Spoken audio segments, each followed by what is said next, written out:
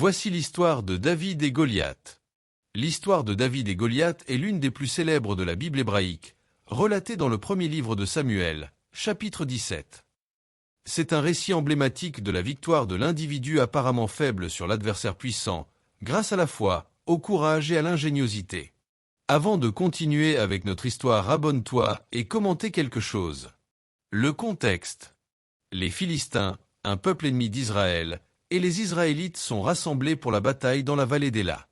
Les deux armées sont stationnées sur des collines opposées, avec la vallée entre elles. Goliath, le géant philistin. Du camp philistin s'avance un champion, un guerrier colossal nommé Goliath, originaire de Gath. Il est décrit comme un homme d'une taille extraordinaire, environ 2,90 mètres selon certaines interprétations, vêtu d'une armure de bronze lourde et portant une lance massive. Chaque jour, pendant 40 jours, Goliath s'avance entre les deux armées et défie les Israélites, les invitant à envoyer un champion pour un combat singulier qui décidera de l'issue de la guerre. Sa seule présence et ses paroles terrifient l'armée d'Israël, y compris le roi Saül. David, le jeune berger. Pendant ce temps, David est un jeune berger qui s'occupe des troupeaux de son père, Jessé, à Bethléem. Il est le plus jeune de ses 8 fils. Ses frères aînés sont enrôlés dans l'armée de Saül. Un jour, Jessé envoie David porteur des provisions à ses frères sur le champ de bataille et prendre de leurs nouvelles. La rencontre avec Goliath. Arrivé au camp, David entend les provocations de Goliath et voit la peur qui paralyse l'armée israélite.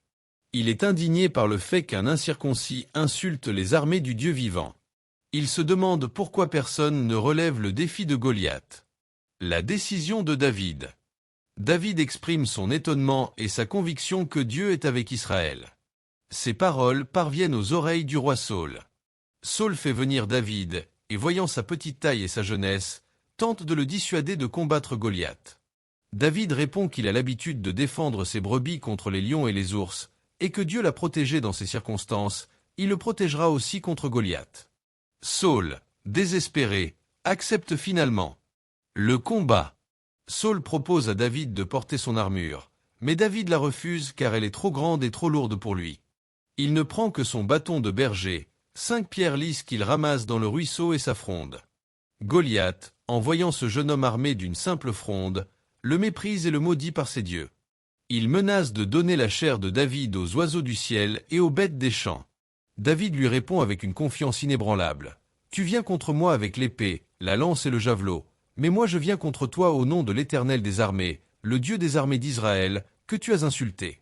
Aujourd'hui l'Éternel te livrera entre mes mains, je te frapperai et je t'enlèverai la tête. » Alors que Goliath s'avance vers lui, David court à sa rencontre.